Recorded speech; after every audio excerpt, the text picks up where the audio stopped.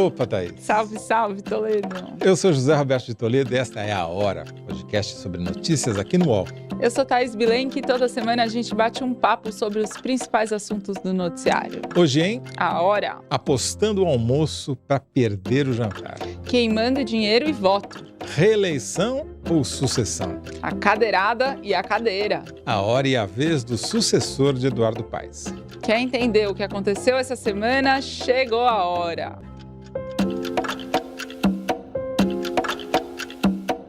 Thaís, os nossos ouvintes estão muito ansiosos para saber o que a gente achou da cadeirada do Datena no Pablo Marçal. A Mayra Helena Galvão escreveu no Blue Sky que está aguardando ansiosamente a Hora Podcast de sexta-feira. Eu li a hashtag porque as pessoas têm que usar isso para colocar os seus comentários, como a Mayra fez. E ela quer um comentário detalhado da gente sobre a cadeirada do Datena no Marçal, e a gente não vai falar isso logo, né? A gente vai deixar isso para o fim, para as pessoas terem que ouvir o programa inteiro. Vai ter que ficar aí, Mayra, até o final. Ô, Thaís Bilenque, Sou eu. está no ar o terceiro episódio de Lira, Os Atalhos do Poder. E nesse terceiro episódio você conta, digamos assim, a genealogia do poder da família Lira, mas mais do que isso, você conta a genealogia das emendas impositivas que mudaram a história do poder no Brasil, é isso? Nesse episódio, Toledo, a gente vai para Junqueiro, que é a cidade onde nasceram o pai e a mãe do Arthur Lira, é da mesma família, inclusive. Eles são parentes? Eles são parentes. Tá lá no episódio a genealogia, literalmente, da família Pereira Lira. Eu falo um pouco da infância dele, eu falo da política em Junqueiro, e Junqueiro agora tá tendo uma eleição municipal muito tensa, com milhões de reviravoltas, e isso tem reflexo na vida do Arthur Lira, que estava sábado lá, por exemplo. Então tem um aspecto da política local e tem também a gênesis e a genealogia das emendas. Então, começando com as impositivas e o orçamento secreto, e como que o orçamento secreto chega lá em Junqueiro. Então, na verdade... E aí o pai é outro, o ciclo se fecha. Não é o Bill. E aí o pai não é o Bill, é o Eduardo Cunha. E a gente fala bastante sobre a evolução. Então é Arthur Lira, pai e padrasto. Exatamente. Muito bom. Se você tivesse me perguntado, eu teria dado essa sugestão para o título do episódio, muito tá? Bom. Mas chega de enrolação e vamos tratar dos assuntos da semana? Tá na hora.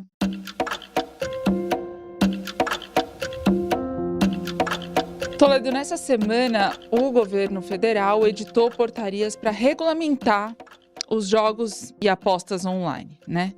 Que é um setor que está crescendo barbaramente e... Barbaramente é exatamente a palavra. É o termo certo. E você, inclusive, tem dados inéditos sobre quão bárbaro é esse crescimento. Barbaridades. Você matou na mosca.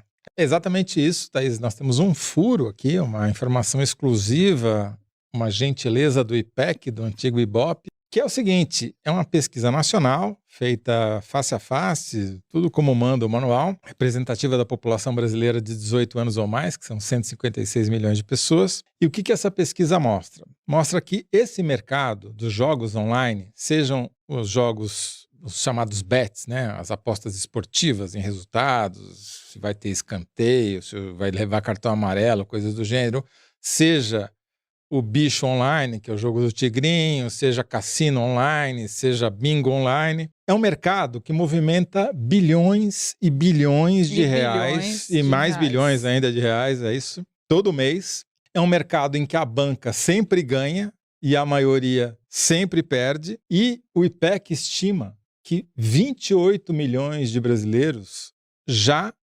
jogaram online em algum momento das suas vidas. Mais do que isso, esses 28 milhões é mais do que a população de Minas Gerais, pra você ter uma ideia. Nossa Senhora. E desses 28 milhões, metade, um pouquinho menos da metade, 13 milhões, são jogadores contumazes. Que é uma cidade de São Paulo. Mais que uma cidade de São Paulo. Mais que uma cidade de São Paulo, exatamente. Boa. Obrigado, Thaís Bilenque. Porque são pessoas que jogaram nos últimos 30 dias, que admitiram que jogaram nos últimos 30 dias.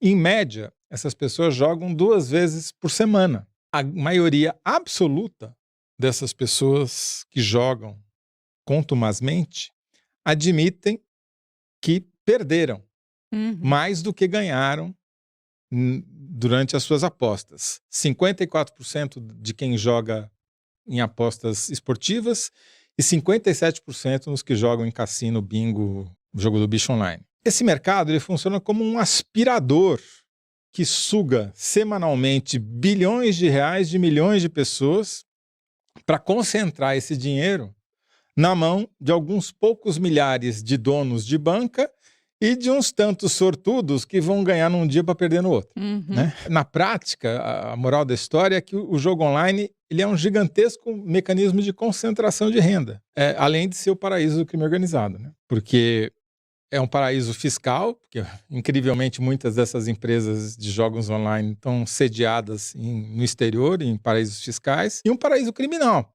Porque o jogo do bicho, por exemplo, lava o dinheiro sujo através de apostas falsas e mulas da jogatina, fazendo apostas online. Está aí o caso recente em Pernambuco que levou à prisão a advogada influencer e até a mãe dela. Deolane. Exatamente. Então, Thaís, a pergunta que eu te faço é como é que essa história começou? Porque para muita gente isso é um mistério e uma surpresa. Porque o jogo no Brasil sempre foi proibido, faz 50 anos, né? Uhum. A gente nunca viu o jogo aqui e, de repente, explodiu. Todos os times da primeira divisão do Campeonato Brasileiro têm patrocínio de uma Bet na camisa. Exatamente. Bom, eu conversei com o Regis Dudena, que é secretário de Prêmios e Apostas do Ministério da Fazenda, que é uma secretaria, inclusive, criada esse ano para responder a essa explosão dos jogos. Isso tudo começa no governo Temer, em 2018, quando o Congresso e o presidente sanciona uma lei legalizando as apostas esportivas. Essa lei, ela é aprovada, ato contínuo, estava prevista a regulamentação dos jogos, das apostas esportivas na época, em até 2 anos, com mais 2 prorrogáveis. Os 4 anos seguintes, um período em que deveria ter sido regulamentada, foram os anos Bolsonaro. E nada se fez, não foi regulamentada a lei e as casas de apostas explodiram no país. Desculpa, deixa eu ver se eu entendi. Então, o Temer, como você disse, sanciona uma lei aprovada pelo Congresso, autorizando essas apostas. A lei prevê um prazo para regulamentar, mas o Bolsonaro vem e, para variar, a caquistocracia não faz nada. Não faz nada e aí estoura o setor no Brasil. De repente é isso, de repente é casa de aposta em qualquer esquina. Em 2023 o governo Lula... esquina virtual, exato, mas tá nas ruas, porque tem outdoor. Você anda pelas cidades, você vê coisa de aposta. É impossível não ver.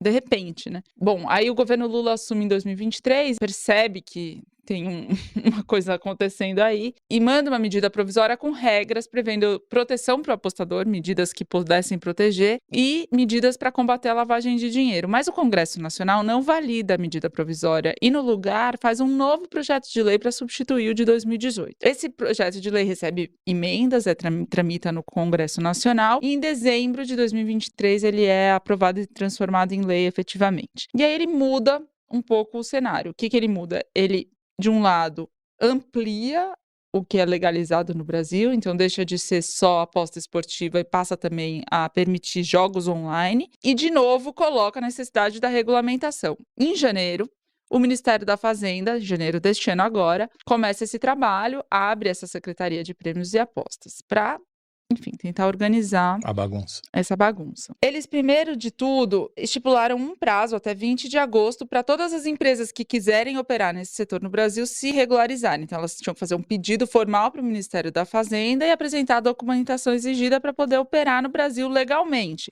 E aí tem o quê? Tem que mostrar a origem do capital, o quadro de sócios, a sede é no Brasil, a representação no sistema financeiro, enfim. Quer dizer, até então era... Nada, era festa da uva. Não tinha nenhum controle público disso, zero. O único dado que tinha eram as remessas de lucro via Banco Central posterior. Quando eram feitos dentro do sistema financeiro autorizado, tinha aí alguma coisa de IOF para contar, entendeu? E eles têm alguma estimativa do tamanho desse mercado? Então, aí o que acontece? Vamos por partes. 113 pedidos foram feitos desde que eles abriram essa... Você tá indo, né? Thaís, nada, a esquartejadora. Vamos por partes, vamos lá. Não, gostei, vamos lá. Gostei das partes. Nas partes.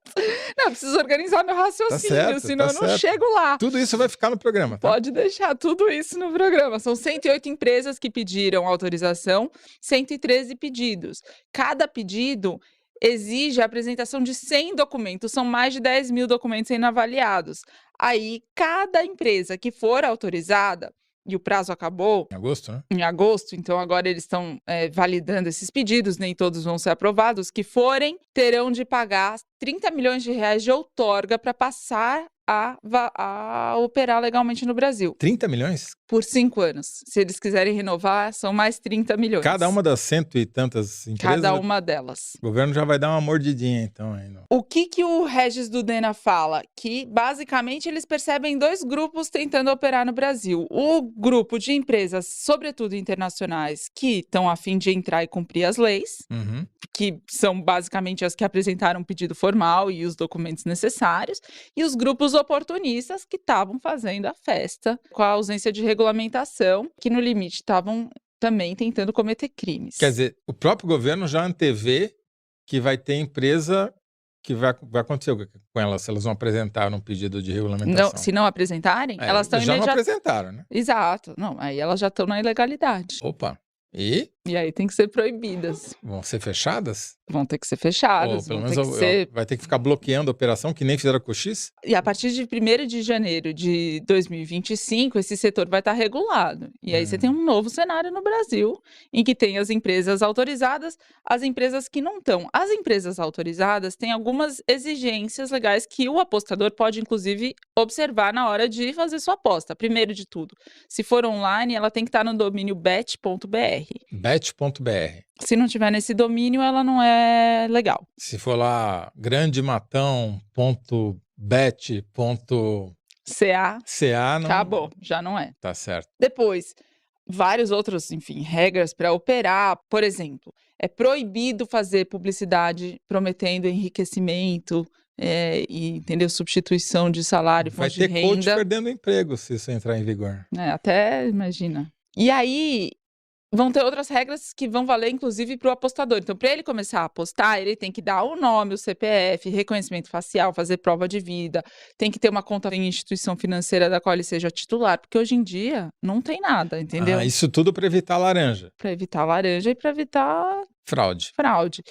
E aí você já começa, por exemplo, segundo o Ministério da Fazenda, a garantir que menor de idade está vetado, entendeu? Porque é proibido, então ele vai ter que dar o CPF dele, e se ele for menor, ele está excluído. Se existe essa regra, vai começar a valer, é porque hoje deve ter um monte de gente que não existe, né, fazendo aposta com dinheiro. Se o cara tem que fazer prova de vida e reconhecimento facial, ele existe. Sim.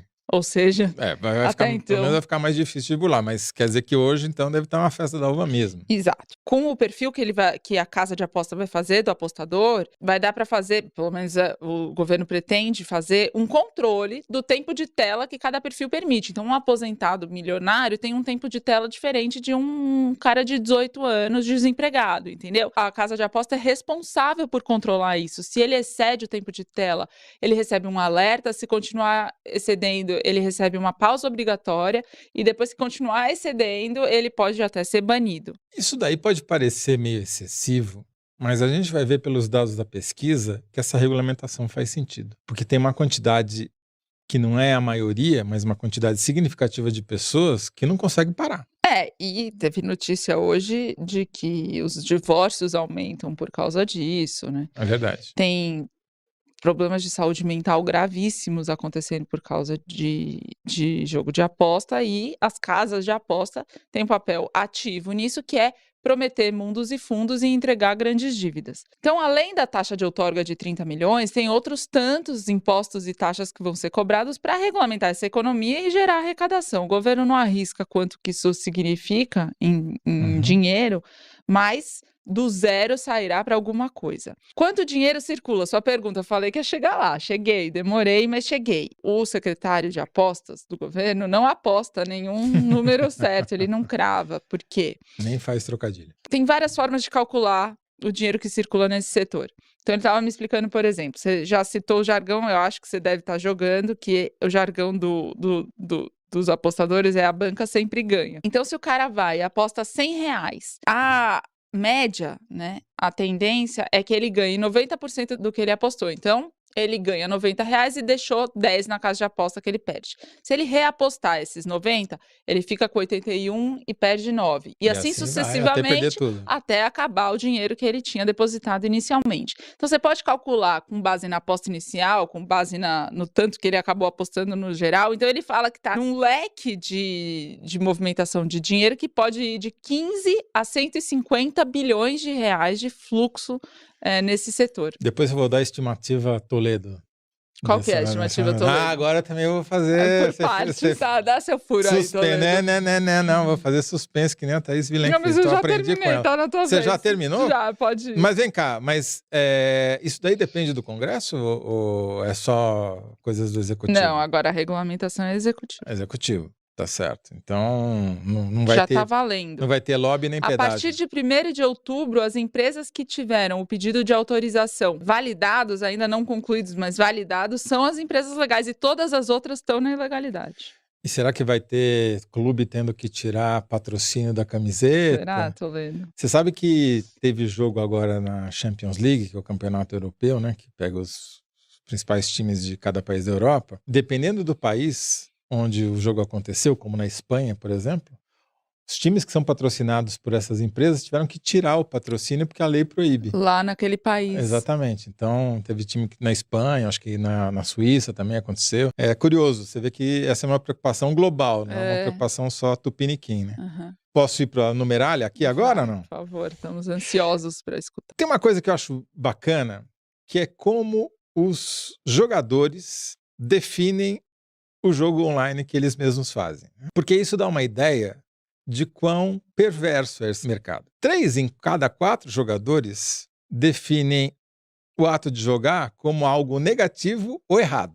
Mas joga. Perder dinheiro, ficar viciado, o jogo não é confiável, é ilegal, gera compulsão, devia ser proibido. Isso são jogadores falando. Metade dos jogadores concorda que é um vício. 3 em cada 10 gostariam de parar de jogar e não conseguem. 28%. Metade concorda que quando perde, joga de novo para tentar recuperar o dinheiro perdido. E daí entra naquela estatística, aquela continha que você fez ali, né?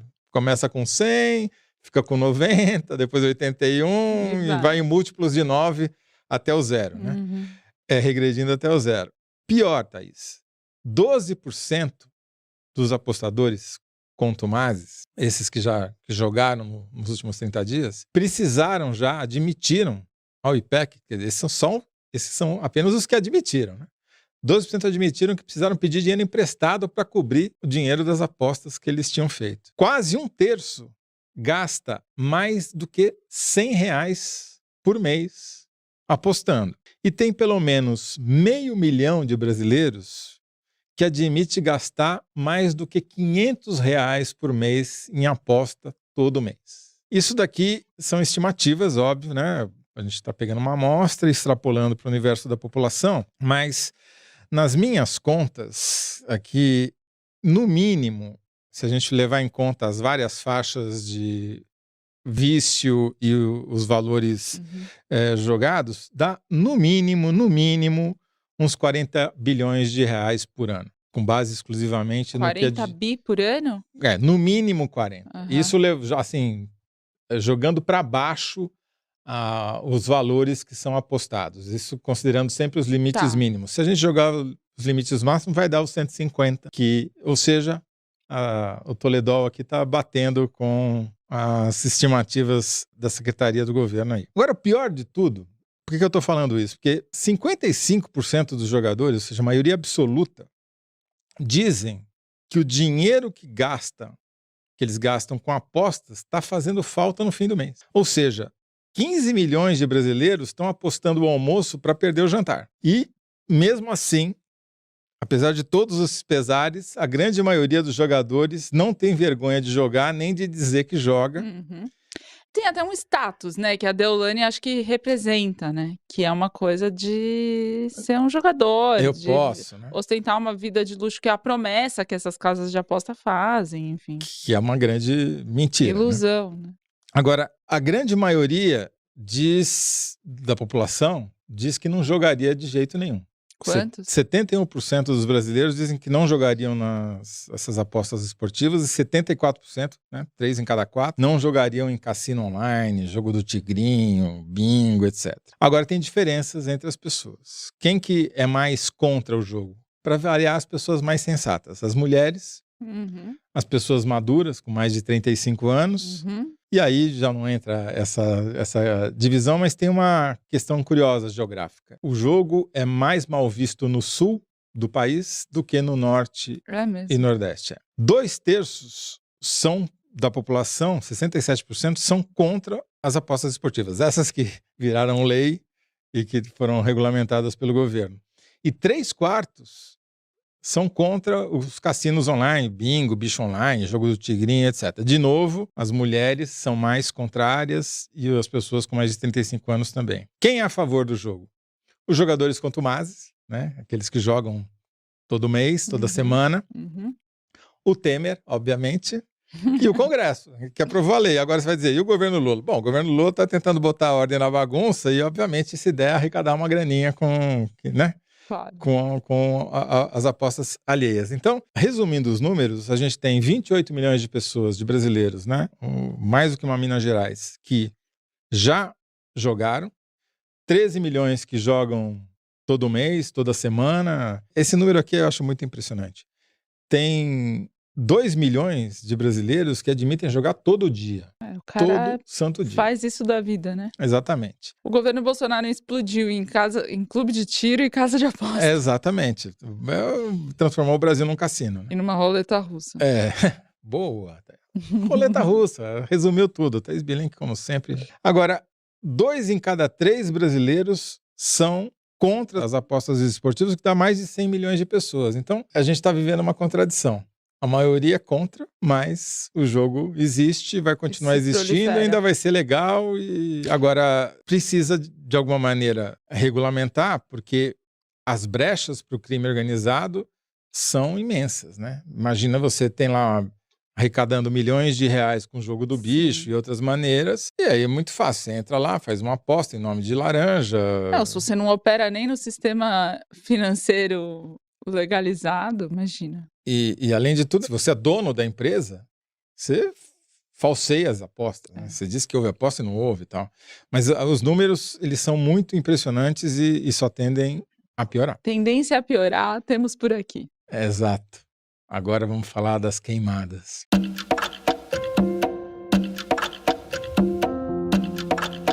Thaís Bilenque, felizmente essa semana em São Paulo voltou a ser a cidade da garoa e não a cidade da pluma de fumaça que nos tornou o ar da cidade quase irrespirável. Isso aconteceu em boa parte do país também, mas a confusão em torno das queimadas continua, é isso? Aumentou, né? O país inteiro está pegando fogo, quase 2.500 focos de queimadas no momento. Segundo o INPE, o Instituto Nacional de Pesquisas Espaciais, 60% das queimadas estão na Amazônia, mas não só. Se você somar Amazônia, Cerrado e Pantanal, até 9 de setembro, até semana passada, 18 milhões de hectares tinham queimado, que é uma área que equivale a um estado do Paraná inteiro.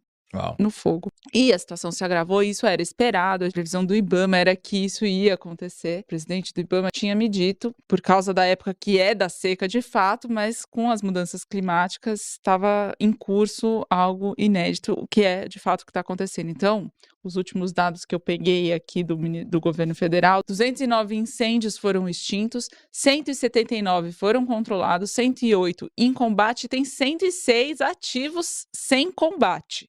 O Lula se disse pego despreparado e começou a anunciar um monte de medida em série para reagir à emergência. Então, ele liberou mais de 500 milhões de reais para combater as queimadas, chamou governadores de todos os estados, 1/3 deles foi, reuniu os 3 poderes e anunciou a criação da autoridade climática. Como disse uma fonte minha do governo federal, falou que o que é aquele PPT, aquele PowerPoint, por quê? Né? É uma brincadeira, porque a autoridade climática foi uma das grandes promessas de campanha do governo Lula, era uma ideia da Marina Silva, que ganhou moral no segundo turno com a Frente Ampla ao anunciar o apoio ao Lula. Ela estava com alguma força eleitoral naquele momento e queria implementar a autoridade climática num modelo similar, análogo ao que os Estados Unidos tinham feito também. Como é que funciona essa autoridade? Só que nos Estados Unidos, a autoridade climática, que era o John Kerry, respondia ao Biden, ao presidente da República. A Marina queria fazer no Brasil uma autoridade climática que respondesse ao Ministério do Meio Ambiente, do qual ela é titular, que seria uma figura que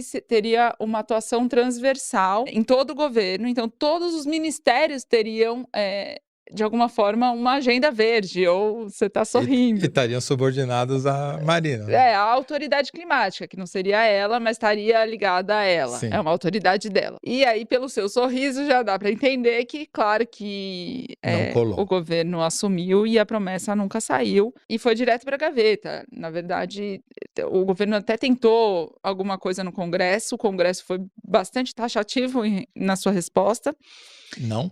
E não só falou não, como ainda passou um monte de medida pró-ruralista e deixou o seu recado bem claro. No ano passado, a Marina perdeu espaço politicamente e precisou se apoiar no ministro Fernando Haddad, né, da Fazenda, que tem um alinhamento em relação à pauta verde com a Marina, enfim, consistente, e tem mais força política, então, de alguma forma, ela se escorou nele com a agenda. Só para entender... Mas ainda tem chance de sair? Então, aí vieram as queimadas. Isso estava na gaveta, nunca mais ninguém tinha falado nada. Só que aí vieram as queimadas. E o governo decidiu que precisava ter uma resposta, criar um fato midiático para reagir ao incêndio do país. No caso das enchentes no Rio Grande do Sul, que também são produto da mudança climática, eles criaram a Secretaria Extraordinária para o Paulo Pimenta, que acabou de ser extinta, e ele voltou para o Palácio do Planalto. E agora, com as queimadas, eles estão lançando a ideia de criar a autoridade climática. Mas não tem um estudo, não é uma proposta que estava sendo gestada, discutida, trabalhada. É um PowerPoint. E aí, acontece que ao se escorar no Haddad, ela acaba comprando, Marina Silva, também as brigas do Haddad, né?